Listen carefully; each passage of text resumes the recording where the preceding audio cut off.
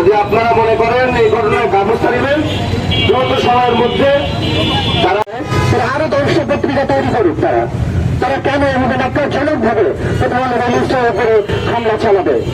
আমি দেখলাম যে একদল উন্মুক্ত জনতা তারা যদি প্রধান রেজিস্ট্রারের ভিতরে ঢুকে কম্পিউটার নিয়ে যাচ্ছে, স্টুডিও মনিটর ঘরে করে নিয়ে যাচ্ছে। সাংবাদিকরা যখন তাদের প্রশ্ন করলো যে আপনি এখানে কেন নিয়ে যাচ্ছেন, তারা তখন বললো এটা নাকি দেশের সম্পদ।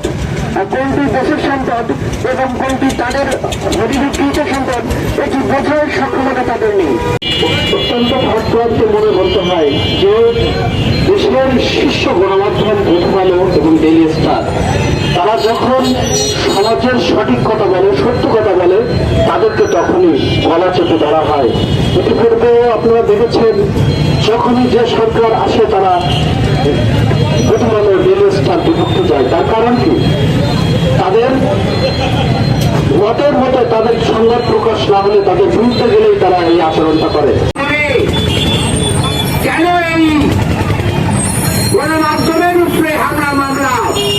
কেন এই গণমাধ্যমকে হুমকির মুখে ফেলা? কেন এই তাদের কলমকে স্তব্ধ করার ষড়যন্ত্র কারা করছে? আপনারাই বলুন, সাধারণ জনগণই বলুন যে শেখ হাসিনা। আজকে যখন এখানে দাঁড়িয়ে কথা বলছি তখন আমার কাছে মনে হয় সারা বাংলাদেশ যেন একটি মৃত্যুর উপত্যকা। আজকে যখন আমরা এখানে দাঁড়িয়ে কথা বলছি এরপরে আর এখানে দাঁড়িয়ে কথা বলতে পারবো কিনা বা আমাদের সাংবাদিক ভাইরা আর কথা বলতে পারবে কিনা সেটা নিয়েই এখন সংশয়। বাংলাদেশের অবস্থা এখন এমন পর্যায়ে পৌঁছেছে। আপনারা জানেন জুলাই যোদ্ধা শরীফ উসমান আল হাদি, যিনি একটি নতুন বাংলাদেশ উপহার দেওয়ার জন্য আন্দোলন সংগ্রাম করছিলেন, যিনি বাংলাদেশের মানুষকে একত্রিত করার জন্য স্বাধিকার আন্দোলনের মতো বিভিন্ন জায়গায় কথা বলছিলেন। ভালোটাই যে ঘটনা ঘটেছে, ছেলেটাকে ধর্ম অবমাননার অভিযোগে কি করা হয়েছে, তাকে হত্যা করে তারপরে তার মরদেহ পুড়িয়ে দেওয়া হয়েছে। বন্ধুরা, এই দেশ কি আপনার? এই মাটি মানুষ কি আপনার? এই অসাম্প্রদায়িক বাংলাদেশ যে নেই, এর পিছে এই সমস্ত দুর্বৃত্তদের কাজ। ধর্ম অবমাননা, মহানবী সাল্লাল্লাহু আলাইহি সাল্লামকে অবমাননা করার যে অভিযোগ আনা হয়েছে, আচ্ছা হযরত সাল্লামকে অবমাননা করা কি এত সহজ?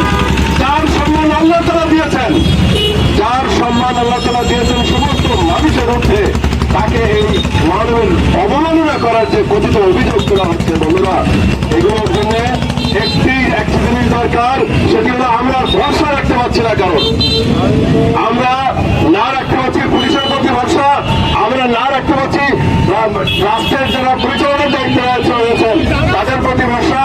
এই অস্থিতিশীল যারা করছে, যারা মত যারা করছে, এদের বিরুদ্ধে আমাদের সামাজিক আন্দোলন গড়ে তুলতে হবে। আমরা এখন প্রাণের প্রিয় এই বাংলাদেশ, যারা উচ্চবিত্ত রয়েছেন, যারা অতীতে ক্ষমতায় ছিলেন, যারা আগামীতেও ক্ষমতায় আসবেন, তাদের তো বিদেশে থাকার সুযোগ আছে। কোনো ঝামেলা হলে আপনারা তো ইউরোপ আমেরিকায় গিয়ে বসবাস করেন, কিন্তু এই আমরা যারা নিম্ন মধ্যবিত্ত, যারা এই জমিনকে আঁকড়ে ধরে পড়ে আছি এই বাংলাদেশে, আমাদের তো যাওয়ার জায়গা নেই। কিন্তু সেই প্রাণের প্রিয় বাংলাদেশকে আজকে বসবাসের অযোগ্য করা হচ্ছে কেন? এখানে লাভ কাদের, স্বার্থ কাদের, এটা আমাদের খুঁজে বের করতে হবে।